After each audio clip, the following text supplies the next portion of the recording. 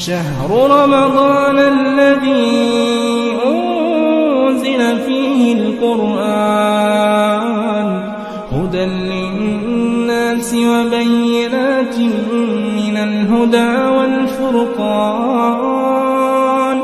فمن شهد منكم الشهر فليصمه ومن كان مريضا أو على سفر فعدة من أيام أخر يريد الله بكم اليسر ولا يريد بكم العسر ولتكملوا العدة ولتكبروا الله على ما هداكم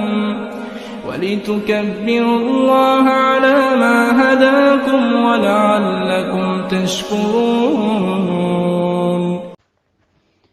بسم اللہ الرحمن الرحیم نحمده ونصلی علی رسولہ الکریم اما بعد ونعوذ باللہ من الشیطان الرجیم بسم اللہ الرحمن الرحیم اللہم صلی وسلم علی سیدنا محمد النبی الامی وآلہ واصحابہ اجمعین رب زدنی علما رب یسر ولا تعسر وتمم بالخیر آمین یا ربنا آمین.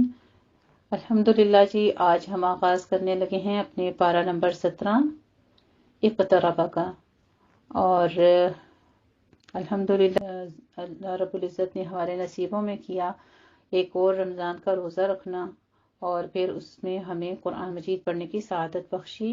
اللہ رب العزت کا خاص احسان ہے. اپنا پارہ نمبر 17 آغاز کرنے سے پہلے آپ کے ساتھ وہی آیت ایک بار پھر دہراؤں گی جو ہمارے پیارے رب نے قرآن مجید میں فرما دیا، وَلَقَدْ يَسَّرْنَا الْقُرْآنَ لِلذِّكْرِ فَهَلْ مِن مُدَّكِرٍ، اور البتہ تحقیق ہم نے آسان کر دیا قرآن مجید کو نصیحت کے لیے، تو کوئی ہے جو غور و فکر کرے. تو آئیے مل کے غور و فکر کرتے ہیں، اس قرآن پر ایک بار پھر تدبر کرتے ہیں، اللہ رب العزت کے اس پاک کلام کو سمجھنے کی کوشش کرتے ہیں. اللہ سے پہلے دعا مانگ لیتے ہیں، اللہم احسن عاقبتنا فی الامور کلیہا، اے اللہ ہمارے لیے آسان کر دینا، احسن کر دینا اس پارے کا فہم حاصل کرنا، اس کو سیکھنا، پڑھنا، سمجھنا اور اس کو تکمیل تک پہنچانا. رب یسر ولا تعسر وتمم بالخیر آمین یا ربنا آمین. پارہ 16 جو ہم نے کل پڑھا تھا، اس میں ہم نے جو صورتیں پڑھی الحمدللہ ہمیں اس میں اللہ رب العزت نے کافی ساری چیزیں جو ہے بہت واضح الفاظ کے ساتھ سمجھائی ہیں، جس میں سب سے پہلی چیز تو ہم نے یہی دیکھا کہ مومن کے لیے اللہ کی تقدیر، اس کی اپنی خواہش، اس کی اپنی مرضی سے زیادہ بہتر ہوتی ہے. پھر ہم نے علم کے بارے میں جانا کہ علم حاصل کرنے کے لیے صبر شرط ہے. والدین میں اگر نیکی ہوگی تو انشاءاللہ وہ بچوں کو بھی فائدہ دے گی. اللہ سبحانہ و تعالیٰ کے فیصلوں پر راضی رہیں، خواہ وہ آپ کی دعاؤں اور آپ کی خواہشات کے برعکس ہی کیوں نہ ہوں. پھر ہم نے ایک اور بات دیکھی کہ باپ کی نیکی سے اولاد کے اندر بھی نیکی آتی ہے، نیک والدین کی اولاد کی حفاظت کی جاتی ہے. نماز کو نہ پڑھنا یا دیر سے پڑھنا نماز کو ضائع کرنا ہے. اللہ کی رضا پر راضی ہونا چاہیے. علم کی دولت دنیا کی دولت سے بہتر ہے. عبادت کے لیے صبر اور سخت کوشش چاہیے ہوتی ہے. اللہ سبحانہ و تعالیٰ سے دعا کرتے ہوئے، مانگتے ہوئے عاجزی اختیار کریں، حسن ظن رکھیں اور اچھی امیدیں رکھا کریں. جیسا کہ ہم نے حضرت زکریا علیہ السلام کا، حضرت ابراہیم علیہ السلام کے بارے میں پڑھا کہ انہوں نے اللہ سے ایک ہی بات کی کہ یا رب ہم تجھ سے مانگ کے کبھی مایوس نہیں ہوئے، کبھی نامراد نہیں ہوا. حضرت زکریا علیہ السلام نے بھی یہی دعا کی تھی اور حضرت ابراہیم علیہ السلام نے بھی. تو ہمیں بھی پورے ایمان کامل کے ساتھ دعا مانگنی چاہیے، اور دعا مانگتے وقت پورا آپ کی نیت جو ہے وہ خالص اللہ کی طرف ہونی چاہیے، کیونکہ الدعاء مخ العبادہ. اگر آپ کا دعا کے وقت آپ کا خلوص نہیں ہے، آپ کی توجہ نہیں ہے، تو پھر اللہ تعالیٰ کو بے پرواہ دلوں کی جو دعائیں ہیں وہ اللہ تعالیٰ کے ہاں کوئی معنی نہیں رکھتی ہیں. پھر ہم نے یہ بھی دیکھا کہ علم ایمان اور یقین کے اضافے کے لیے دعا کرتے رہنا چاہیے، جس کے لیے اللہ سبحانہ تعالیٰ نے ہمیں بہت خوبصورت دعا اس بارے میں دکھائی، رب زدنی علما.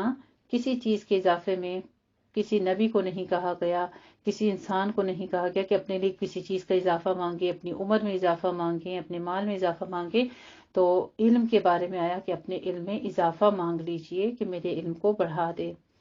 الحمدللہ جی، پھر آج ہم آغاز کریں گے اس کے بعد 17 پارے کا اقتربہ، اور اس سے پہلے قرآن مجید کی پڑھنے والوں کا جنت میں مقام آپ کے ساتھ بیان کروں گی۔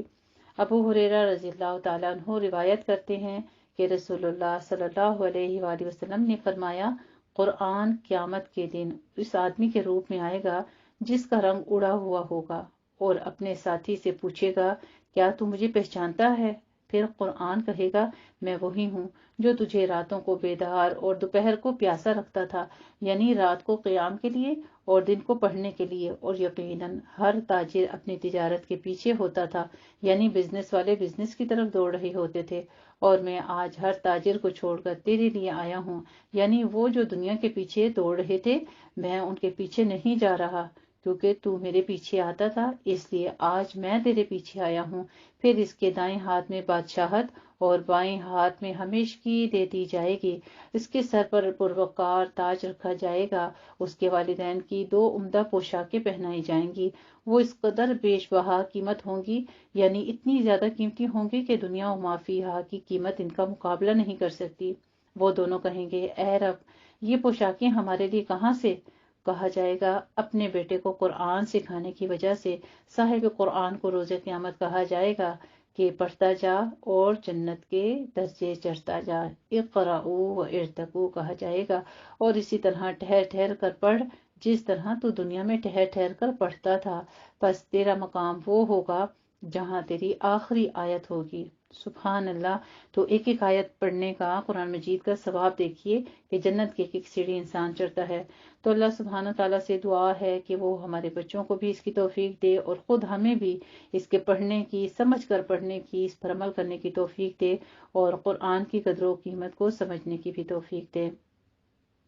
کیونکہ جب تک ہم سمجھتے ہیں کہ کوئی ایکسٹرا کام کر رہے ہیں، وہ ایکسٹرا کام ختم کر لیں، پھر اس کے بعد قرآن مجید کی طرف آئیں گے، قرآن کلاس لیں گے، قرآن کو سیکھیں گے، یعنی قرآن کو ایک زائد یا فالتو کام نہیں سمجھنا چاہیے، اس کو اپنی جگہ ایک اہمیت دینی چاہیے، یعنی اپنی زندگی کا سب سے امپورٹنٹ کام آپ نے یہی رکھنا ہے کہ اپنے دن کا کوئی لمحہ جو ہے وہ ضائع نہیں کرنا، کم از کم کوشش کرتے رہنا ہے کہ کوئی چیز آپ نے دن میں ایک لفظ بھی بے شک ترجمے کے ساتھ سیکھیں، پھر آپ دن بھر اس کو دہراتے رہا کریں تاکہ اس اجر کو ہم پا سکیں۔ آج ہم آغاز کریں گے سورۃ الانبیاء کا، اور اس کی آیت نمبر 1 میں اشارہ ہے قرب قیامت کی طرف، اور اس بات کی طرف کہ انسان کی موت قریب ہی ہے، یعنی جس سے انسان کو یہ پتہ چل جائے گا کہ اب عمل کی مہلت ختم ہے اور اب حساب کا وقت ہے۔ جو شخص دنیا سے فوت ہو کر جاتا ہے اس کا قبر میں بھی ایک مختصر سا حساب ہوتا ہے، اس سے سوال کیے جاتے ہیں، من ربک، تیرا رب کون ہے؟ ما دینک، تیرا دین کیا ہے؟ من نبیک، تیرا نبی کون ہے؟ اور جب انسان قیامت کے دن اٹھے گا تو اسے باقاعدہ طور پر حساب لیا جائے گا۔ تو انشاءاللہ تعالی ہم آج آغاز کریں گے سورہ انبیاء سے، اپنا پارہ نمبر 17 اقتربہ کا۔ پورے غور و فکر سے سنیے گا، بہت اہم آیات مبارکہ ہیں، ایک ایک آیت جو ہے اپنے بہت بہترین معنی رکھتی ہے، طویل معنی رکھتی ہے۔ سب سے پہلے انشاءاللہ تعالی میں آپ کے ساتھ اس پورے پارے کا خلاصہ بیان کروں گی تاکہ مختصر فارم میں آپ کو پورے پارے کا ترجمہ جو ہے وہ آسانی سے اس کا فہم حاصل ہو جائے، اور پھر آپ اس کو پورے غور اور توجہ کے ساتھ سن سکیں اور اپنے لیے زندگی سنوارنے کی جو آپ کے اللہ رب العزت نے آپ کو قوانین بتائے ہیں اس کے مطابق اپنی زندگی بسر کر سکیں انشاءاللہ تعالی۔ سورۃ الانبیاء، جیسا کہ آپ نام سے ہی دیکھ رہے ہیں کہ انبیاء نبیوں سے ہے، تو یہاں پر ذکر ہے سورۃ الانبیاء مکی دور کے آخری زمانے میں نازل ہوئی، جبکہ حضرت نبی کریم صلی اللہ علیہ وآلہ وسلم کی دعوت سے سرداران قریش اور آپ صلی اللہ علیہ وسلم کے درمیان سخت کشمکش برپا ہو چکی تھی۔ انہوں نے آپ کے دعوی نبوت، توحید اور آخرت پر شکوک اور اعتراضات پیش کر کے آپ کی مخالفت کی انتہا کر دی۔ اس صورت میں ان پر ان کے بری حرکتوں کے برے نتائج بھی واضح کیے گئے ہیں، اور دلائل اور معجزات دونوں طریقوں سے ہر ایک بات کا جواب بھی دیا گیا ہے۔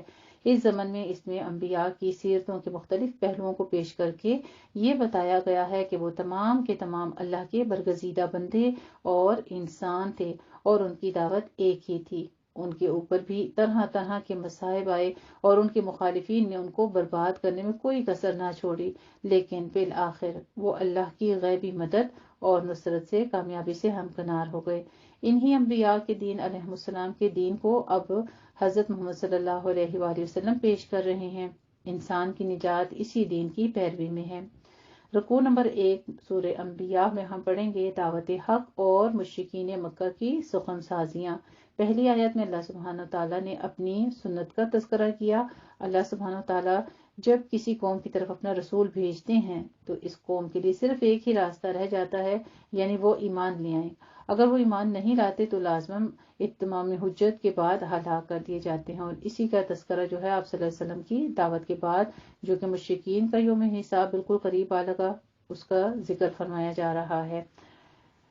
انشاءاللہ تعالیٰ نبی کریم صلی اللہ علیہ وآلہ وسلم کو جو ان لوگوں نے کہا تھا کہ ہمیں کوئی معجزہ دکھائیں، پھر اس کا احوال بیان ہوا اس میں۔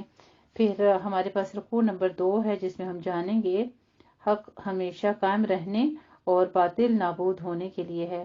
آیت نمبر 11 سے 18 تک اس رکوع کے ابتدائی حصے میں مشرکین کے نظریہ حیات پر تبصرہ فرمایا جا رہا ہے، جس کی وجہ سے حضرت نبی کریم صلی اللہ علیہ وآلہ وسلم کی دعوت پر توجہ نہ کرتے تھے۔ ان کا خیال تھا کہ اس دنیا کو اس خالق نے محض اپنا جی بہلانے کے لیے یوں ہی آزاد چھوڑ دیا ہے، انسان جو چاہے جس طرح چاہے، کوئی باز پرس نہ ہوگی۔ تو ان کو یہاں پہ تمہید کی گئی ہے اور ان کو سمجھایا گیا ہے کہ یہ عالمگیر وحدت تعلیم اور باہم تصدیق، یہ سب کچھ کس کی وضاحت پیش کی گئی ہے کہ دعوت قرآن سے پہلے جتنی بھی دعوتیں دنیا میں آ چکی ہیں، ان سب کی دعوت اس کے سوا کچھ نہ تھی، کوئی معبود نہیں ہے۔ صرف ایک ہی بات بتائی گئی تھی، وہ یہ کہ اللہ کے سوا کوئی معبود نہیں ہے مگر صرف اللہ کی ذات ہی، بس چاہیے کہ اسی کی بندگی کریں۔ تو آیت یہاں پہ آئے گی آخری کہ کوئی معبود نہیں مگر صرف میری ذات، بس چاہیے کہ میری ہی بندگی کرو۔ رکوع نمبر 3 میں ہم پڑھیں گے انشاءاللہ تعالیٰ نظام ربوبیت سے توحید اور آخرت پر استدلال۔ فرمایا منکرین حق آفاق میں پھیلی ہوئی نشانیوں پر غور کیوں نہیں کرتے؟ کیا انہوں نے اس بات پر غور نہیں کیا کہ یہ کائنات کیوں کر وجود میں آئی اور اس میں موجود مختلف چیزیں اور نظام اور جو سب با مقصد اور مربوط و منظم ہیں، جن کا وہ ہر وقت مشاہدہ کرتے رہتے ہیں، کیسے بن گئی ہیں؟ یہ کائنات اور اس میں موجودہ تمام چیزوں کا وجود اور ان کا قیام اس بات کی گواہی دے رہا ہے کہ اللہ یکتا ہے، عادل ہے، حکیم ہستی نے بنایا ہے۔ اس کا عادل ہونا، اس کا حکیم ہونا اس بات کا تقاضا کرتا ہے کہ دیگر چیزوں کی طرح انسانوں کے لیے بھی مکافات عمل ہیں، یعنی ایسا وقت مقرر ہے جس میں ہر کسی کو اس کے کیے کا بدلہ ملے گا۔ پھر آگے فرمایا نبی ہونے کے لیے زندہ جاوید ہونا ضروری نہیں ہے، موت ہر نبی یا غیر نبی کے سب کے لیے ہے۔ یہاں پہ تصدیق کی گئی ہے اور اس بات کی نفی شرک بھی کی گئی ہے کہ اللہ کے سوا کوئی نبی بھی دنیا میں باقی رہنے والا نہیں ہے، سب کو دنیا سے جانا ہے۔ تو آپ صلی اللہ علیہ وآلہ وسلم کو آخر میں فرمایا جا رہا ہے کہ آپ سے پہلے بھی پیغمبروں کے ساتھ استہزاء ہوتا رہا، ان کا مذاق اڑایا جاتا تھا، بالآخر ان کو اسی عذاب نے آ گھیرا جس کی وہ ہنسی اڑاتے تھے۔ پھر انشاءاللہ تعالی ہم رکوع نمبر 4 میں پڑھیں گے حق و باطل کی کشمکش میں غلبہ اسلام کے آثار۔ فرمایا ہے یہ مشرکین عذاب کے لیے جلدی مچا رہے ہیں، ان سے پوچھو کہ اس سے بچنے کے لیے انہوں نے کیا انتظام کیا ہے؟ آخر رات یا دن میں اگر اس کا عذاب آ جائے تو کون ان کی حفاظت کرے گا؟ اس کے مقابلے کے لیے ان کے پاس کوئی لشکر ہے؟ نہیں۔ تو بس یہی فرمایا کہ تمہاری حفاظت کرنے والا خدائے رحمان کے سوا اور کون ہے؟ یہاں پہ ان سے سوال کیے جا رہے ہیں اور اللہ سبحانہ تعالیٰ یہاں پہ بھی ان کے ساتھ اسی طرح سے ان کو متنبہ کر رہے ہیں کہ یہ اللہ کی وحی ہے جس کے ذریعے سے یہ نبی تمہیں دعوت دین حق جو ہے وہ بتا رہے ہیں۔ آیت نمبر 48 سے گزشتہ انبیاء کی دعوتوں اور ان کی سرگزشتوں سے استشہاد کیا جا رہا ہے۔ فرمایا ہم نے موسیٰ علیہ السلام، ہارون علیہ السلام کو حق و باطل میں امتیاز کرنے والی کتاب، دلوں کو منور کرنے والی روشنی، تاکہ ہدایت کے سیدھے راستے پر چلایا جا سکے اور بھولا ہوا سبق یاد دلانے کے لیے گزشتہ دعوتوں کی یاد دہانی عطا فرمائی ہے، یعنی پچھلی تمام تورات، انجیل وغیرہ کا یہاں پہ ذکر آئے گا۔ پھر ہم رکوع نمبر 5 پڑھیں گے حضرت ابراہیم علیہ السلام کی دعوت اور دیگر انبیاء کے تذکرے۔ رکوع نمبر 5 میں فرماتے ہیں حضرت ابراہیم علیہ السلام کی زندگی کے ابتدائی حالات اور جو کہ ان کے آبائی وطن اور اس میں پیش آ رہے تھے جو کہ ان کے علاقے تھے۔ پھر آپ کی پیدائش ایک بت پرست اور مشرک قوم میں ہوئی۔ سارا جو آپ کا اہل و عیال تھا وہ بت پرست قوم کے پاس ہی رہتے تھے، وہیں پر اس مکین تھے، اور پھر انہوں نے کس طرح ہوش سنبھالا اور وہ دعوت دین کا کام کس طرح کرتے رہے، یہ تمام تذکرہ ہم پڑھیں گے انشاءاللہ تعالی۔ آخر میں پھر حضرت لوط علیہ السلام کے بارے میں فرمایا کہ ان کو بھی ہم نے علم و حکمت یعنی نبوت سے سرفراز فرمایا اور بدکار بستی سے ان کو نجات دی، کیونکہ اس بستی کے لوگ فواحش اور مرد پرستی کے خباثت میں مبتلا تھے۔ ان میں عذاب نازل کر کے حضرت لوط علیہ السلام اور ان کے ساتھیوں کو بچا لیا۔ رکوع نمبر 6 میں ہم پڑھیں گے انشاءاللہ تعالی تمام انبیاء علیہ السلام کی دعوت ایک تھی، تفرقہ اور گروہ بندیاں انسانوں نے خود پیدا کی ہیں۔ اس رکوع میں مزید انبیاء کرام کا تذکرہ ہے، ان تمام کے بارے میں جو ہم تفصیل سے بھی پڑھتے آ رہے ہیں پیچھے سے، اور ابھی بھی یہاں پر پہلے حضرت نوح علیہ السلام کا تذکرہ ہے۔ اللہ سبحانہ تعالیٰ نے ان پر اپنی رحمت نازل کی، ان کی مدد فرمائی اور منکرین حق سے ان کو نجات دی۔ اسی طرح حضرت داؤد علیہ السلام کا پھر تذکرہ ہے، اور پھر ان کی شان و شوکت کا ذکر، پھر حضرت داؤد علیہ السلام کو حضرت سلیمان علیہ السلام ان کے فرزند عطا کیے گئے، جن کو بچپن سے علم و حکمت عطا کی گئی تھی، اور اللہ سبحانہ تعالیٰ نے ان کو جن انعامات سے نوازا ان کا تذکرہ ہے۔ پھر حضرت ایوب علیہ السلام کی دعا اور اس کی قبولیت کا بیان ہم پڑھیں گے، اور ان کی آزمائش اور ان کے صبر کے بارے میں جانیں گے انشاءاللہ تعالی۔ آگے آئے گا ہمارے پاس حضرت اسماعیل علیہ السلام کا تذکرہ، حضرت ادریس علیہ السلام اور ذوالکفل کا بھی ذکر اس میں موجود ہے۔ یہاں ان تینوں میں صبر کی صفت نمایاں کی گئی ہے، نیز یہ لوگ بھی اللہ کی رحمت میں داخل اور اس کے نیکوکار بندوں میں شامل ہیں۔ آیت نمبر 87-88 میں ذُنُّون مچھلی والے یعنی حضرت یونس علیہ السلام کا تذکرہ ہے۔ یہ ان کا لقب ہے، یہ ان کو اس وجہ سے ملا کہ وہ مچھلی کا لقمہ بنے، پھر زندہ سلامت اس کے پیٹ سے باہر نکل آئے اللہ کی اجازت کے ساتھ۔ تو یہ تمام معجزات اور انبیاء کرام کے تذکرے کر کے اللہ سبحانہ تعالیٰ کا مقصد کیا ہے کہ پھر اللہ پر ہی ہر طرح سے ایمان رکھا جائے، اور اللہ کو ہی کل کائنات کا خالق و مالک سمجھ کر اس کا ہی ذکر ہر وقت ذکر کرنا چاہیے، اسی کی عبادت کرنی چاہیے، اس کے سوا کسی کی عبادت نہیں ہے۔ یعنی کیسے بھی حالات آ جائیں، آپ نے مایوس نہیں ہونا، دل برداشتہ نہیں ہونا، بلکہ اللہ سے حسن ظن قائم رکھنا ہے۔ آخر میں حضرت زکریا علیہ السلام کا اور حضرت یحییٰ علیہ السلام اور حضرت عیسیٰ علیہ السلام کی معجزانہ پیدائش کا تذکرہ ہے۔ سورہ آل عمران، سورہ مریم، اس کی پوری تفصیل آ چکی ہے۔ تمام انبیاء کے بارے میں فرمایا کہ وہ سب آگے بڑھ بڑھ کر نیکیاں کرنے والے اور ہر طرح کے حالات میں ہمیں امید اور خوف سے پکارنے والے تھے۔ سبحان اللہ، یعنی وہ تمام کے تمام بشر ہی تھے اور حاجت مند تھے، اور اپنی حاجتوں کے لیے اللہ کے محتاج تھے۔ وہ اللہ کے حضور عاجزی کرنے والے تھے اور متکبر یا عبادت میں کوتاہی کرنے والے نہ تھے۔ یہی وجہ تھی کہ اللہ تعالیٰ نے ہمیشہ ان کی مدد کی۔ آگے جو ہمارے پاس آیت نمبر 92 آئے گی اس رکوع کی، اس میں 3 باتوں کا ذکر ہے، اپنے پاس نوٹ کر لیجئے تاکہ جب ہم پڑھیں وہاں پہ رکوع نمبر ہمارے پاس آئے گا 6 تو پھر آپ کو ان باتوں کے بارے میں علم ہو۔ آیت نمبر 92 میں 3 باتوں کا ذکر ہے، توحید امت، توحید ربوبیت، توحید دین اور عبادت۔ یہ بات دعوت قرآنی کی اصل اصول رہی ہے۔ تمام انبیاء علیہ السلام نے انہی باتوں کی صدا بلند کی، انہی باتوں پر اپنی تعلیم اور تذکیر اور تزکیہ کی بنیاد رکھی۔ تو انشاءاللہ تعالی ہمارا یہاں پہ پھر آگے آ جائے گا رکوع نمبر 7، اس میں ہم پڑھیں گے حق و باطل کی کشمکش میں حق کا غلبہ ہوگا۔ اس رکوع کی پہلی آیت میں نجات کے لیے 2 شرائط کا ذکر کیا گیا ہے، ایک ایمان اور دوسرا عمل صالح۔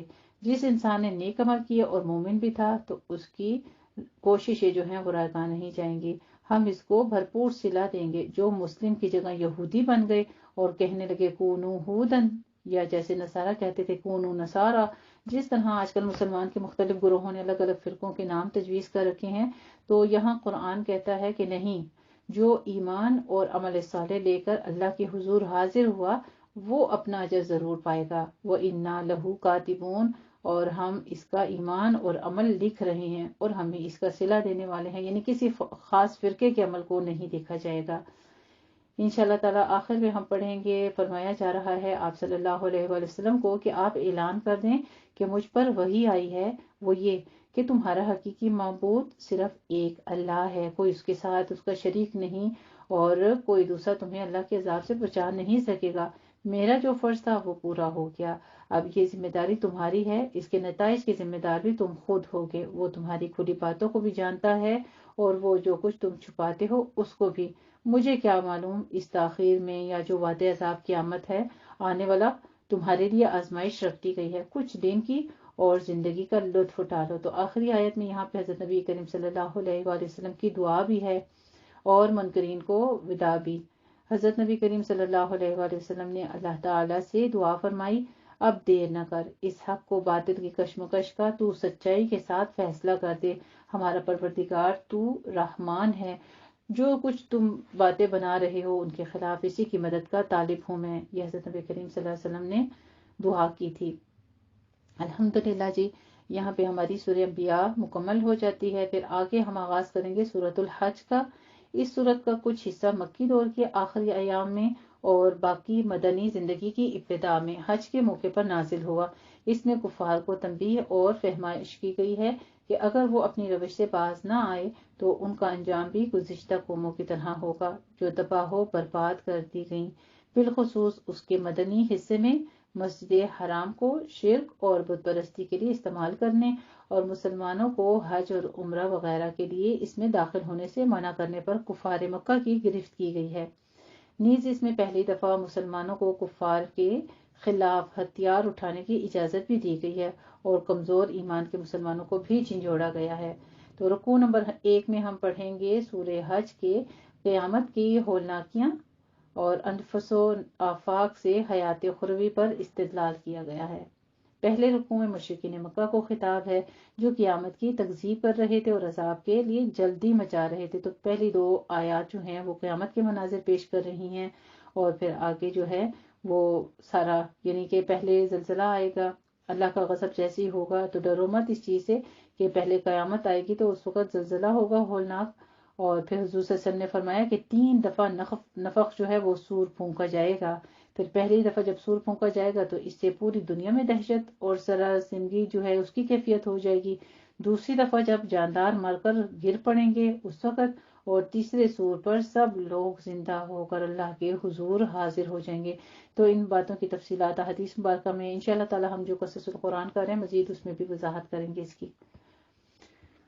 یہاں پہ آیت نمبر 10 میں فرمایا، دنیا میں آدمی جو فصل بوہے گا وہی کاٹے گا، اگر حق کے خلاف استکبار، غصہ، نفرت کی پرورش کرے گا تو دنیا میں رسوائی اور آخرت میں جلنے کا عذاب ہے۔ یہ سب کچھ اس کے سامنے رکھ دیا جائے گا، اللہ کسی پر بھی ظلم نہیں کرتا۔ رکوع نمبر 2 میں ہم پڑھیں گے انشاءاللہ تعالی ایمان یقین، امید اور کوشش مسلسل، یعنی سعی مسلسل کا نام ہے۔ یعنی یقین کامل کیا ہے؟ ایک مسلسل کوشش کا نام ہے۔ کفر، جہالت، شک اور مایوسی ہے۔ تو ہمیں مایوسی کون دلاتا ہے؟ جب ہمارے اندر کفر ہوتا ہے، اعتقاد نہیں ہوتا، وہ چیزیں یعنی شکوک و شبہات جو ہے اللہ کی ذات کے اوپر ہو، اپنے اوپر ہو، اپنی عبادات کے اوپر ہو، تو وہ چیزیں مایوسی انسان کے اندر لے کر آتی ہیں۔ گزشتہ رکوع میں مجادلانہ کرنے کی وجہ سے مشرکین کا تذکرہ تھا، اب اس رکوع میں ان لوگوں کا تذکرہ ہے جو خام سیرت یعنی بندہ نفس ہیں، اپنے نفس کا شکار ہوتے ہیں، جو اللہ کی بندگی تو کرتے ہیں مگر دل جمعی کے ساتھ نہیں کرتے، جن کا ایمان یقین اور امید پر نہیں، زندگی کی عارضی اور وقتی حالات پر ہوتا ہے۔ تو ان کا ایمان اس شرط کے ساتھ مشروط ہوتا ہے، یعنی اپنی آرام اور آسائش کی زندگی میں ہی بس اپنے آپ کو سب کچھ سمجھتے ہیں اور صبر و استقلال سے کام نہیں لیتے، تو آخرت کی فلاح ان لوگوں کے لیے کوئی امکان نہیں ہے۔ یہ تذکرہ آئے گا انشاءاللہ تعالی۔ پھر آخر میں فرمایا جا رہا ہے، یاد رکھو پوری کائنات میں جس قدر مخلوق ہے سب اللہ کے احکام اور قوانین کے آگے جھکی ہوئی ہے، اور اسی طرح سے مزید تلقین جو ہے وہ کی جا رہی ہے انسانوں کو۔ پھر رکوع نمبر 3 میں ہم پڑھیں گے، اہل حق کی جزا نعیم ابدی، مسجد حرام تمام انسانوں کے لیے معبد عام ہے، یعنی عبادت کی جگہ ہے۔ منکرین حق کا انجام بیان کرنے کے بعد اہل حق کے انجام کی تفصیل بیان کی جا رہی ہے۔ فرمایا، اللہ یقیناً ان کو نعیم ابدی کے باغوں میں داخل کرے گا جن کے نیچے نہریں بہہ رہی ہوں گی، ان کو سونے کے کنگن اور مزید جو جنت کے اللہ سبحانہ تعالیٰ نے انعامات بتائے ہیں وہ ان سب کا تذکرہ ہے۔ اس سورت کا وہ حصہ یہاں سے شروع ہوتا ہے جو مدینہ میں نازل ہوا، یعنی رکوع نمبر 3 سے۔ کفار مکہ صرف اپنے کفر ہی کے کہانے نہیں تھے بلکہ وہ ظلم و ستم پر اتر آئے، وہ مسجد حرام کے مالک بن بیٹھے تھے، جسے چاہتے وہاں آنے دیتے اور جسے چاہتے عبادت سے روک دیتے، حالانکہ وہ تمام انسانوں کے لیے ہی عبادت گاہ تھی۔ تو یہاں پر ان کے بارے میں تھوڑی سی اللہ سبحانہ تعالیٰ نے ہمیں وضاحت فرمائی ہے کہ مسجد کے حقوق جو تھے ان کی پامالی کی جا رہی ہے۔ پھر رکوع نمبر 4 میں ہم پڑھیں گے انشاءاللہ تعالیٰ مسجد حرام کی تعمیر کے بنیادی مقاصد اور اعلان حج۔ اس رکوع میں حضرت ابراہیم علیہ السلام کے حوالے سے بیت اللہ کی تاریخ اور بیت اللہ کے بارے میں وہ احکام جو حضرت ابراہیم علیہ السلام کو دیے گئے تھے بیان ہو رہے ہیں۔ اہل مکہ اپنی تاریخ سے پوری طرح واقف تھے، وہ اس بات پر فخر کرتے تھے کہ حضرت ابراہیم علیہ السلام حضرت اسماعیل علیہ السلام کی اولاد ان کے وارث ہیں۔ اور یہاں پہ قریش مکہ دیکھ سکتے تھے کہ ان کی زندگی کا مقصد کیا تھا اور گھروں کو تعمیر کرنے کا، اللہ کا گھر معمور کرنے کا مقصد کیا تھا۔ حج کے اصل مقاصد جو تھے وہ بیان کیے گئے ہیں۔ اور پھر آیت نمبر 30 میں تمام محترم چیزوں کی یعنی بیت اللہ، حج اور عمرہ، قربانی اور اس کے جانور، حلال اور حرام، حج اور عمرہ کے مہینوں وغیرہ کے متعلق جو حدود احکام اللہ کی طرف سے ہیں ان کی تعظیم اور ان کی تکریم کی تاکید کی جا رہی ہے، جو کہ حضرت ابراہیم علیہ السلام کے زمانے سے چلی آ رہی ہے۔ اور مشرکین کو ان کے عقائد پر اوہام اور مبنی نظریات کو چھوڑ دینے کی تلقین کی جا رہی ہے انشاءاللہ تعالیٰ۔ پھر آگے ہم پڑھیں گے رکوع نمبر 5 جس میں قربانی ہر امت پر فرض تھی اور اس کے مقاصد یہ بیان کیے گئے ہیں۔ تو تمام شرائع الہیہ میں نظام عبادات کے ساتھ قربانی ایک قدیم ترین عبادت الہی رہی ہے۔ اللہ سبحانہ تعالیٰ نے ہر نبی کی امت کے لیے قربانی کا ایک طریقہ مشروع کیا تھا تاکہ لوگ ان جانوروں پر اللہ کا نام لے کر قربانی کریں جو اس نے ان کو بخشے ہیں اور ان کی شکر گزاری کا حق ادا کریں۔ تو یہاں پہ ہم قربانی کے مقاصد سمجھیں گے انشاءاللہ تعالیٰ، پڑھیں گے کہ وہ کیا ہے اور اس کی وجہ کیا ہے۔ یہاں پہ اونٹوں کی قربانی بھی کرو کیونکہ یہ شاعر اللہ ہے، ٹھیک ہے، ان کے بارے میں بتایا گیا، اور پھر اسی طرح سے اور جانوروں کا بھی ذکر ہے۔ پھر آگے ہم پڑھیں گے انشاءاللہ تعالیٰ اس کی آخری آیت میں تقریر کا رخ دوسرے مضمون کی طرف پھرتا ہے، اور وہ یہ کہ قریش کفر و شرک اور مسلمانوں پر ظلم و ستم میں حد سے بڑھ گئے تھے۔ جب ہجرت کے بعد پہلی دفعہ حج کا موسم آیا تو انہوں نے مسلمانوں کو حج کی نعمت سے محروم کر دیا، جیسے کہ آیت نمبر 25 میں گزر چکا ہے۔ یعنی اس آیت میں فرمایا کہ اب وقت آ گیا ہے کہ ہم ان کی مدافعت کریں، اب مسلمانوں کو اپنے حقوق کی حفاظت اور مدافعت کے لیے اٹھنا چاہیے، اللہ ان کی مدد فرمائیں گے ہر حال میں، اس چیز کا تذکرہ ہے۔ آگے ہم پڑھیں گے رکوع نمبر 6، اس میں ہم پڑھیں گے انشاءاللہ تعالیٰ پہلا اذن قتال اور مسلمان حکمرانوں کے فرائض اور ان کی شناخت۔ تو جیسا کہ گزشتہ رکوع کی آخری آیت میں قریش مکہ کی کفر اور خیانت کا تذکرہ تھا اور ان کے خلاف مسئلہ جد و جہاد کا اشارہ کیا گیا ہے، اب یہاں پہلی آیت میں واضح طور پر ان کے خلاف تلوار اٹھانے کی اجازت بیان کی جا رہی ہے۔ پھر آگے پڑھیں گے آیت نمبر 42-45 میں حضرت نبی کریم صلی اللہ علیہ وآلہ وسلم اور آپ صلی اللہ علیہ وسلم کے اصحاب کو تسلی دی جا رہی ہے کہ اطمینان رکھو، اللہ کا ہر وعدہ پورا ہو کر رہے گا۔ فرمایا یہ انقلاب گزشتہ تاریخ کے انقلابات کی ایک کڑی ہے جو دنیا میں ہمیشہ سے چلی آتی جا رہی ہے۔ تو یہاں پہ منکرین حق کو جھٹلانے کی تلقین کی جا رہی ہے۔ آگے پھر ہم پڑھیں گے آخر میں فرمایا اللہ نے گزشتہ قوموں کی طرح تمہیں بھی ڈھیل دے رکھی ہے، لیکن جس طرح ان پر عذاب آیا اسی طرح اگر تمہارے غرور اور عقل میں خم پیدا نہ ہوا تو تم پر بھی وہ عذاب آ کر رہے گا۔ پھر ہم رکوع نمبر 7 پڑھیں گے انشاءاللہ تعالیٰ، اس میں پڑھیں گے حق و باطل کی کشمکش اور شیطانی گروہوں کی خلل اندازیاں۔ آیت نمبر 49 سے لے کر 51 میں فرمایا آپ صلی اللہ علیہ وآلہ وسلم اعلان کر دیں کہ میرا ظہور تمام انسانیت کے لیے ہے، ایک انذار آشکار ہے۔ اب صرف دو ہی راستے ہیں، ایمان کا، ایمان لانے والوں کے لیے آخرت میں مغفرت اور دنیا میں رزق کریم کی بشارت ہے، اور کفر کا، سچائی کا انکار کرنے والوں کے لیے نامرادی اور عذاب جہنم کی وعید ہے۔ اب جو چاہو راہ اختیار کر لو۔ پھر آخر میں فرماتے ہیں یاد رکھو منکرین حق قیامت یا عذاب کے نزول تک قرآن کے بارے میں شک میں پڑے رہیں گے۔ اگر یہ لوگ ظہور قیامت کے ہی منتظر ہیں تو یہ یاد رکھو کہ اس دن تمام اختیار و اقتدار صرف اللہ وحدہ لا شریک کو ہی ہوگا، یعنی جزا و سزا کے فیصلے کا دن کا تذکرہ کر دیا گیا ہے اور ایمان صالح کی طرف رغبت دلائی گئی ہے۔ پھر ہم رکوع نمبر 8 میں پڑھیں گے انشاءاللہ تعالیٰ مہاجرین کے لیے بشارت۔ فرمایا جن لوگوں نے راہ حق میں ہجرت کی وہ مطمئن رہے، ان کا پہلا قدم بھی کامیابی کی منزل ہے اور آخری بھی۔ آخر دار الہجرت پہنچنے سے قبل ہی قتل کیے گئے یا ان کو موت آ گئی، ان کو شہادت کا درجہ نصیب ہوگا۔ اللہ کے ہاں ان کے لیے رزق حسن ہوگا اور وہ ان کو ایسی جگہ سے داخل کرے گا جہاں پہنچ کر وہ نہال ہو جائیں گے، وہاں ان کو وہ کچھ ملے گا جس کا اس دنیا میں تصور بھی نہیں کیا ہوگا۔ آگے مظلوم مسلمان اور ظلم کا بدلہ لینے کی تاکید کچھ کی جا رہی ہے، اور اس کے بعد آیت نمبر 61-62 میں فرمایا کہ اللہ کی مدد کیوں ان کا ساتھ دے گی، اس لیے کہ اللہ کا قانون ہے۔ یہاں حالت پلٹ رہی ہے، وہ دن کے اندر سے رات نکالتا ہے اور رات کے اندر، یعنی اللہ سبحانہ تعالیٰ نے بڑے خوبصورت انداز میں اپنے دلائل پیش کیے ہیں۔ انشاءاللہ تعالیٰ آخری آیات مبارکہ میں پھر اللہ سبحانہ تعالیٰ کی آسمان و زمین میں جو کچھ ہے سب اسی کا ہے، پیدا کرنے کے دلائل ہیں، اور یہ کہ بلا شبہ وہ بے نیاز قابل تعریف ہے۔ رکوع نمبر 9 ہم پڑھیں گے سورہ حج کا، کائنات کے آفاق کی دلائل، اور ہر امت کے لیے دین حق کی اصل ایک ہی تھی۔ کیا تم نے یہ نہیں دیکھا کہ اللہ نے تمام زمین کی اشیاء اور سمندر میں چلنے والی کشتیوں کو تمہارے لیے مسخر کر دیا؟ اگر اللہ کا حکم نہ ہوتا تو اس کائنات کی ہر چیز انسانی کے باغی اور دشمن بن جاتے۔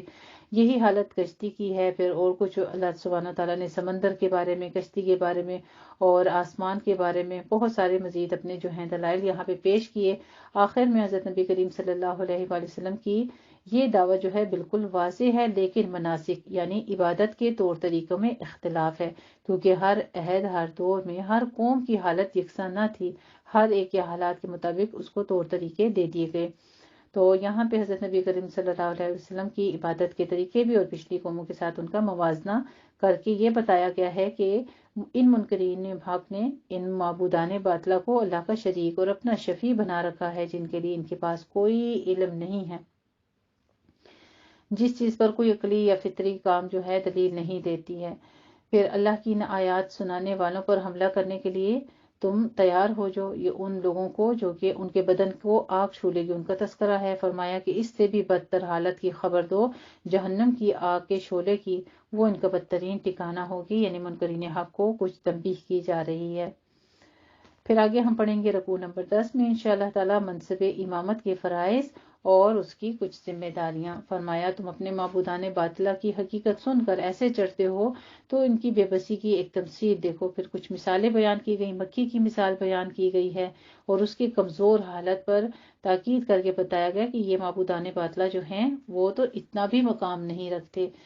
پھر آگے ہم پڑھیں گے ایمان والوں کو کچھ اللہ رب العزت نے خطاب کرتے ہوئے فرمایا کہ اللہ کی بندگی میں رکوع اور سجود میں سرگرم ہو جاؤ اور تمہارے کام میں خیر و صلاح جو ہے اس پر مبنی ہوں گے۔ جب یہ حسن عمل کی روح تم میں جاگزیں ہو جائے گی تو پھر فلاحی یعنی کامیابی کے کچھ طریقے بتائے جا رہے ہیں، اور حضرت محمد صلی اللہ علیہ وسلم کو بھیجا گیا کس لیے؟ اب اس منصب کا حق تا قیامت امت محمدیہ کے پاس ہے، ان کی یعنی عظیم سرفرازی کا بیان کیا گیا ہے۔ اسی رکوع میں ہم پڑھیں گے انشاءاللہ تعالیٰ سورہ حج کا رکوع نمبر 10 جو کہ ہمارا اس پارے کا آخری رکوع ہوگا انشاءاللہ تعالیٰ، کہ اپنے رب کی راہ میں جہاد جو ہے مسلسل کرنا تمہاری زندگی کا شعار بن جائے، یعنی اپنی زندگی کا مقصد بیان کیا گیا ہے ایک مومن کو۔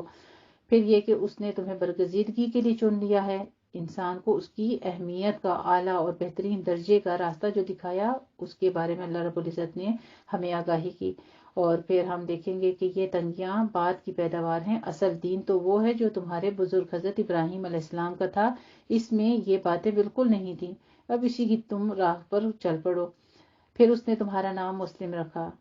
یہاں سے اس پارے کے انشاءاللہ تعالیٰ تکمیل پر ہمیں پتہ چلے گا کہ ہمارا نام کیا ہے، اور آج سے پہلے اگر ہم اس نام مسلم کو نہیں جانتے تھے کہ ہمارا نام یہ اللہ رب العزت نے رکھا ہے کہ تم مسلم ہو، کیونکہ دین خالص اسلام ہی ہے، یعنی قوانین حق کی اطاعت، یعنی نام پہلے بھی تھا اور اب بھی یہی نام ہے۔ اور اسی کے بارے میں فرمایا تمہیں اس لیے چنا گیا کہ اللہ کا رسول تمہارے لیے گواہ ہو جائے اور تمام انسانوں کے لیے، تاکہ تم چراغ بن کر تمام دنیا کے چراغ روشن کرو تاکہ انسان رہنمائی پائیں۔ اور پھر آخر میں فرماتے ہیں اس فریضے کی تکمیل اس طرح ہوگی، یہ سارے کام دین کے جتنے ہیں وہ آپ کرو کہ کس طرح سے، کہ نماز قائم کرو، زکوٰۃ کا نظام نافذ کرو، یعنی ایک طرف سے جسمانی پاکیزگی اور جسمانی عبادت اور دوسری طرف مالی عبادت کا تذکرہ آ جاتا ہے، اور حکم آیا یہاں پہ کہ اللہ کی رسی کو مضبوطی سے تھام لو۔ تو اللہ کی رسی ہے کیا چیز؟ کس چیز کو ہم تھامیں؟ الحمدللہ یہ قرآن اللہ کی رسی ہے جس کا ایک سرا اللہ نے اپنے مخلوق کے ہاتھ میں تھما دیا اور دوسرا حصہ جو ہے دوسرا سرا اللہ رب العزت کے اپنے ہاتھ میں ہے. تو اب انسان کے اوپر ڈیپینڈ کرتا ہے وہ کتنا زیادہ اس کو پڑھے، کتنا مضبوطی سے پکڑے اور اس رسی کے ذریعے سے کتنا اوپر چڑھتا جائے اور آخر اپنے مالک تک پہنچ جائے. ہوا مولاکم فنعم المولا ونعم النصیر. جس کا کارساز اللہ ہو تو وہ کیا ہی اچھا کارساز ہے اور کیا ہی اچھا مددگار ہے. الحمدللہ جی. یہ تھا پارہ 17 کا خلاصہ اور آغاز کرتے ہیں اپنے پارہ 17 اقترب للناس کا، جس میں آغاز کریں گے ہم سورۃ الانبیاء سے. اس کے بعد میں اس کے بارے میں آپ کو کچھ تمہیدی کلمات بتاتی چلوں کہ سورہ مریم کے آغاز میں تمہیدی کلمات کے تحت 3 صورتوں پر مشتمل اس ذیلی گروپ کا تعارف ہو چکا ہے جن کا تذکرہ ایک ہی طرح کی آیات مبارکہ تھی جس کی آخری صورت سورۃ الانبیاء اب ہم پڑھیں گے انشاءاللہ تعالی. اعوذ باللہ من الشیطان الرجیم. بسم اللہ الرحمن الرحیم. اقترب للناس حسابهم وهم في غفلة معرضون. ما يأتيهم من ذكر من ربهم محدث إلا استمعوه وهم يلعبون. لاهية قلوبهم وأسروا النجوى الذين ظلموا هل هذا إلا بشر مثلكم أفتأتون السحر وأنتم تبصرون. قال ربي يعلم القول في السماء والأرض وهو السميع العليم. سورۃ الانبیاء. سورہ انبیاء کے بارے میں ہے کہ یہ مکی ہے اور کچھ دور اس کا مدنی ہے. اس کے 7 رکوع ہیں اور 112 آیات ہیں. اقترب للناس، لوگوں کے لیے ان کے حساب کا وقت قریب آ چکا.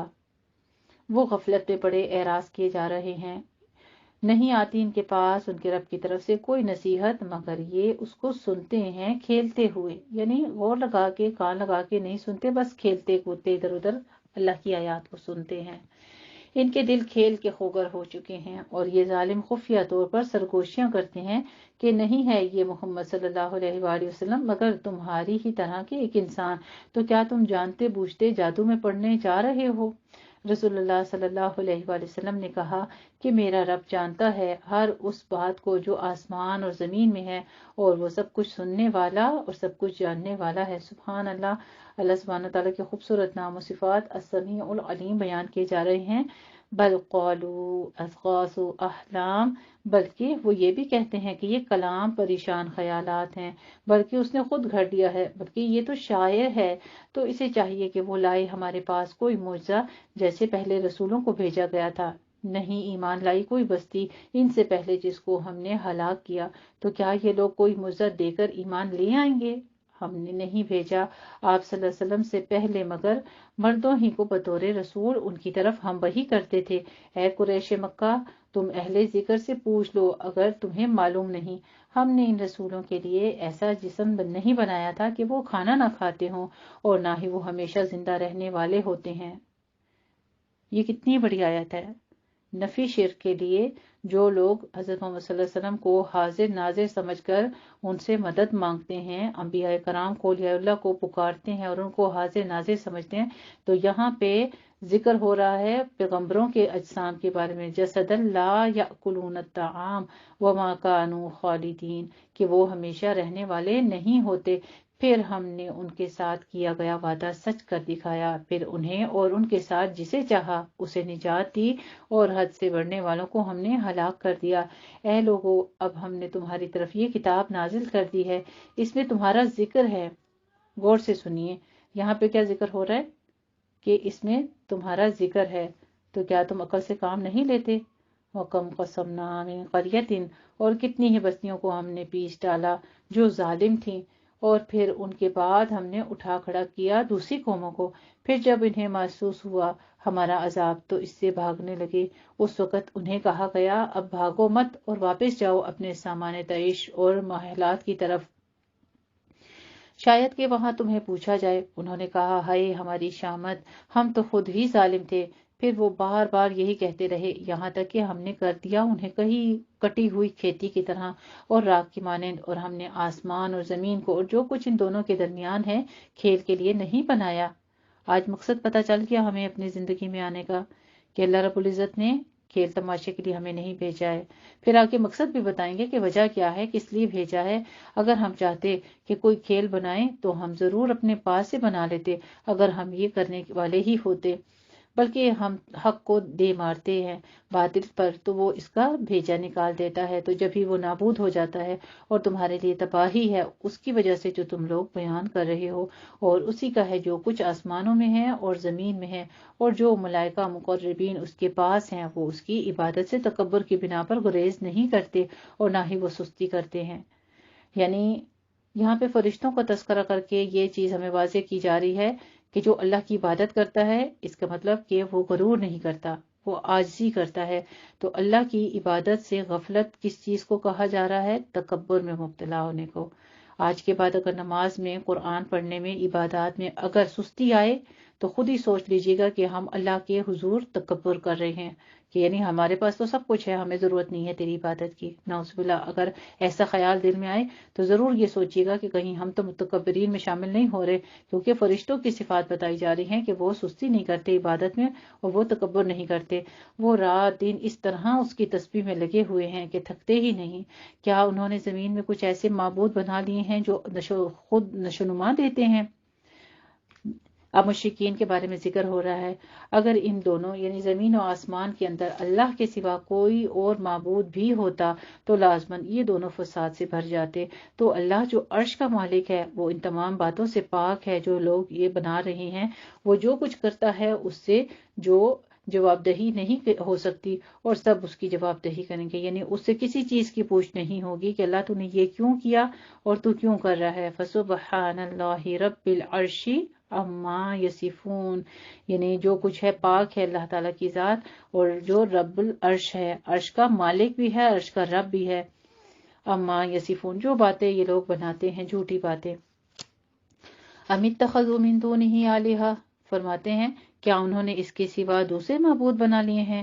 آپ صلی اللہ علیہ وآلہ وسلم کہیے کہ لاؤ اپنی دلیل، یہ قرآن کا ذکر اگر ان لوگوں کا بھی جو میرے ساتھ ہیں اور ان کا بھی جو مجھ سے پہلے تھے، بلکہ ان میں سے اکثر لوگ حق کو نہیں پہچانتے، اس لیے وہ اعراض کر رہے ہیں۔ تو لوگوں کا اعراض کرنا عبادات سے، اللہ کے احکام سے، اس کی وجہ کیا ہوتی ہے؟ وہ وجہ ہمیں بتائی جا رہی ہے کہ وہ اس کو سچ نہیں سمجھتے۔ وَمَا أَرْسَلْنَا مِن قَبْلِكَ مِن رَسُولٍ، اور ہم نے آپ سے پہلے کوئی رسول نہیں بھیجا مگر اس کی طرف یہی وحی کرتے تھے کہ میرے سوا کوئی معبود نہیں، بس میری ہی بندگی کرو۔ اور انہوں نے کہا کہ رحمان نے کسی کو اپنا بیٹا بنا لیا ہے، وہ پاک ہے۔ اللہ سبحانہ تعالیٰ فرماتے ہیں وہ ہر چیز سے پاک ہے، کس چیز سے؟ وَلَدًا سُبْحَانَهُ وَقَالُوا اتَّخَذَ الرَّحْمَنُ وَلَدًا سُبْحَانَهُ بَلْ عِبَادٌ مُكْرَمُونَ، بلکہ وہ اس کے مکرم بندے ہیں، وہ سبقت نہیں کرتے اس بات میں اور وہ اس کے حکم ہی کی تعمیل کرتے ہیں۔ وہ جانتا ہے جو کچھ ان کے سامنے ہے اور جو کچھ ان کے پیچھے ہے، اور وہ شفاعت نہیں کریں گے سوائے اس کے جس کے لیے وہ راضی ہو جائے، یعنی اللہ خود جس کے لیے راضی ہو جائے بس اس کی سفارش کی جائے گی، اور وہ تو خود اس کے خوف سے لرزاں اور ترساں رہتے ہیں۔ اور جو کوئی بھی بالفرض ان میں سے کہے کہ میں الہ ہوں اللہ کے سوا، تو اسے ہم بدلہ دیں گے جہنم کا۔ اسی طرح ہم بدلہ دیتے ہیں ظالموں کو۔ کیا دیکھا نہیں ان کافروں نے کہ آسمان اور زمین بند تھے، پھر ہم نے ان کو کھول دیا۔ سبحان اللہ، دیکھیے آج تک ہم یہی سمجھتے آئے تھے کہ بس کھلا ہوا ہے، ایک اوپر ہے آسمان ہے، ایک نیچے ہے زمین ہے۔ اللہ رب العزت اپنے کلام کے ذریعے اس قرآن مجید میں فرما رہے ہیں کہ یہ دونوں بند تھے، یکجاں تھے، پھر ہم نے درمیان سے ان کو کھول کر پھاڑ کر آسمان کو اوپر کر دیا، چھت بنا دیا، اور زمین کو نیچے بچھا دیا، اور ہم نے پانی سے ہر جاندار شے کو بنایا۔ یعنی دنیا میں جتنی بھی جاندار چیزیں ہیں وہ کس سے بنی ہیں؟ پانی سے۔ تو کیا یہ سب کچھ جان لینے کے بعد بھی یہ لوگ ایمان نہیں لائیں گے؟ اور ہم نے زمین پر مضبوط پہاڑ جما دیے تاکہ وہ انہیں لے کر ایک طرف جھک نہ جائیں، اور ہم نے اس کے اندر بڑے کشادہ راستے بنائے تاکہ یہ لوگ راہیاب ہو جائیں، اور ہم نے آسمان کو ایک محفوظ چھت بنا دیا، لیکن یہ لوگ اس آسمان کی نشانیوں کو دھیان میں نہیں لاتے۔ یعنی آسمان کے اوپر تارے ہیں، سورج ہے، چاند ہے، اور کتنی اللہ کی مخلوق ہے، پرندے ہیں جو آسمان پہ اڑتے ہیں. کبھی ان چیزوں کی طرف دھیان کیجئے، کیونکہ اللہ رب العزت اس بات کے بارے میں کہہ رہے ہیں کہ یہ لوگ دھیان نہیں لاتے، اور وہی ہے جس نے پیدا کیا رات دن، سورج اور چاند کو. یہ سب کے سب اپنے اپنے مدار میں تیر رہے ہیں. اور اے نبی کریم صلی اللہ علیہ وآلہ وسلم، وَمَا جَعَلْنَا لِبَشَرٍ مِّن قَبْلِكَ الْخُلْدَ، آپ سے پہلے ہم نے کسی انسان کے لیے دوام نہیں کیا، کسی انسان کو ہم نے باقی نہیں رکھا. أَفَإِن مِّتَّ فَهُمُ الْخَالِدُونَ، تو اگر آپ فوت ہو گئے تو یہ لوگ کیا ہمیشہ رہیں گے؟ پھر ساتھ اللہ رب العزت اس بات کی کتنی بڑی ہمیں دلیل پیش کر رہے ہیں کہ نبی کریم صلی اللہ علیہ وسلم بھی اس دنیا سے وفات پا چکے ہیں. کل نفس ذائقۃ الموت، ہر جاندار کو موت کا مزہ چکھنا ہے، اور ہم آزماتے رہتے ہیں تم لوگوں کو شر اور خیر کے ذریعے سے. یعنی انسان کو کبھی راحت ملتی ہے، سکون کی زندگی بسر کر رہا ہوتا ہے، کبھی تنگی آتی ہے، پریشانیاں آتی ہیں، بیماریاں آتی ہیں. تو یہ سب کیا ہے؟ یہ رب کی آزمائش ہے. اور یاد رکھیے گا کہ جس نے اس بات کے اوپر ایمان لایا، وَإِلَيْنَا تُرْجَعُونَ، اور تم سب لوگوں کو ہماری ہی طرف لوٹا دیے جاؤ گے. تو جس نے اس بات کے اوپر ایمان رکھ لیا، وہ اپنے شر کو بھی اور اپنی خیر کو بھی، دونوں چیزوں کو، جب کوئی ان کے اوپر آزمائش آئے بری یا اچھی، مال کی وافر مقدار ہو جائے، اولاد کی کثرت ہو جائے، گھر بار ہر چیز عیش و عشرت کی زندگی نصیب ہو جائے، ہر حال میں اگر آپ اپنے مالک کو یاد کرتے ہیں تو سمجھیے کہ اللہ کی رحمت ہے. اور اگر اس میں تھوڑی وہ تنگی آتی ہے تو سمجھیے کہ یہ اللہ کی آزمائش ہے. مال دیا ہوا ہے کثرت سے، سمجھیں یہ بہت بڑی آزمائش آ گئی ہے کہ میں اپنے مالک کے قریب رہتی ہوں کہ نہیں. تو اس حال میں بھی اللہ کو ہر حال میں یاد کیا کریں. جب تنگی آئے تو بھی دیکھیں کہ کہیں میں اللہ سے مایوس تو نہیں ہو رہی، کہیں میں کفر تو نہیں تول رہی. اس حالت میں بھی اللہ کا شکر ادا کیا کریں اور صبر کیا کریں کہ یہ بھی میرے مالک کی آزمائش ہے جس کا صلہ مجھے اس نے ضرور دینا ہے. وَإِذَا رَآكَ الَّذِينَ كَفَرُوا، اور اے نبی کریم صلی اللہ علیہ وآلہ وسلم، یہ کافر لوگ جب بھی آپ کو دیکھتے ہیں تو آپ کا مذاق اڑاتے ہیں. کیا یہ ہے وہ شخص جو تمہارے معبودوں کا ذکر کرتا ہے اور خود رحمان کے ذکر سے منکر ہے؟ انسان بنایا گیا ہے عجلت سے. انسان کی تخلیق بتائی جا رہی ہے اب. خلق الانسان من عجل، انسان عجلت سے بنایا گیا ہے، جلدی سے بنایا گیا ہے. جلدی ہی میں تمہیں اپنی نشانیاں دکھا دوں گا. پھر اللہ رب العزت فرماتے ہیں کہ میں جلد ہی تمہیں اپنی نشانیاں دکھا دوں گا، بس تم لوگ مجھ سے جلدی نہ مچاؤ.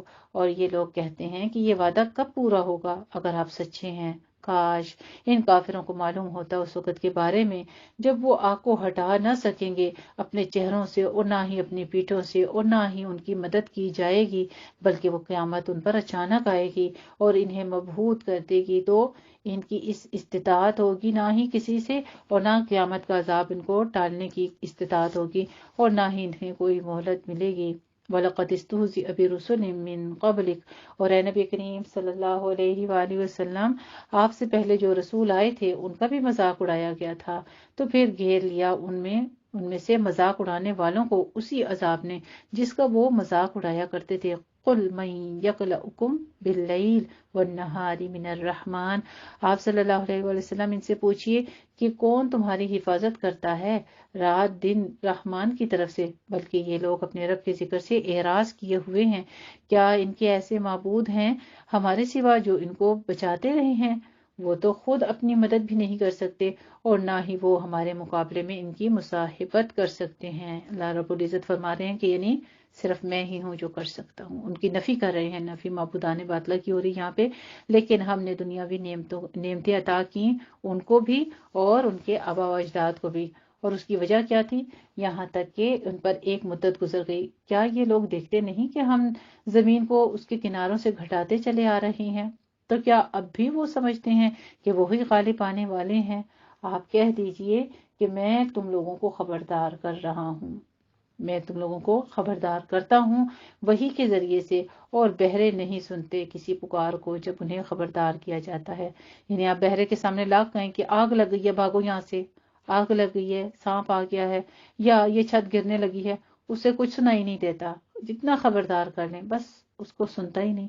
یہی مثال ان لوگوں کی جن کو عذاب کے بارے میں، آخرت کے بارے میں، گناہوں کے بارے میں آگاہی کی جاتی ہے اور وہ چپ کر کے بہرے بن کے زندگی گزارتے ہیں. استغفر اللہ العظیم. اور اگر انہیں آپ کے رب کے عذاب کا ایک بکا بھی لگ جائے، یعنی تھوڑی سی ہمک بھی پہنچ جائے تو فوراً چیخ اٹھیں گے کہ ہائے ہماری شامت، ہم ہی ظالم تھے، اور ہم قیامت کے دن عدل و انصاف کا میزان لا کر رکھیں گے۔ پھر کسی جان پر کوئی ظلم نہیں کیا جائے گا، اگر ہوگا کوئی عمل رائی کے دانے کے برابر بھی تو اسے ہم لے آئیں گے، اور حساب لینے کے لیے ہم کافی ہیں۔ وَكَفَى بِنَا حَاسِبِينَ۔ اپنے حق میں دعا کر لیتے ہیں، اللہم حاسبنا حسابا یسیرا، اللہ ہمارے لیے آسان کر دینا حساب کتاب کا۔ وَلَقَدْ آتَيْنَا مُوسَىٰ وَهَارُونَ الْفُرْقَانَ، اور ہم نے موسیٰ علیہ السلام اور ہارون علیہ السلام کو عطا کی تھی فرقان، کتاب اور روشنی اور نصیحت متقین کے لیے جو ڈرتے رہتے ہیں اپنے رب سے غیب میں ہونے کے باوجود، اور وہ قیامت کے تصور سے لرزا اور ترسا رہتے ہیں۔ اور اب یہ بابرکت ذکر یعنی قرآن مجید ہم نے نازل کیا ہے، تو کیا تم اس کا انکار کرتے ہو؟ اللہ رب العزت بار بار سوال کرتے ہیں، منکروں سے پوچھتے ہیں کہ اتنی واضح کتاب، اب تو قرآن آ چکا ہے جس میں پچھلی تمام قوموں کا ذکر آ چکا، تو کیا اب بھی تم منکر ہو اس کے، کیا اب بھی انکار کرتے ہو؟ اللہ رب العزت ہم سب کو اس کے قرار کرنے، اس کے حق کو تسلیم کرنے کی توفیق عطا فرمائے۔ الحمدللہ رب العالمین۔ جی یہاں پہ ہماری سورۃ الانبیاء آیت نمبر 50 پر پہلا رکوع تکمیل ہوتا ہے۔ جزاکم اللہ احسن الجزاء۔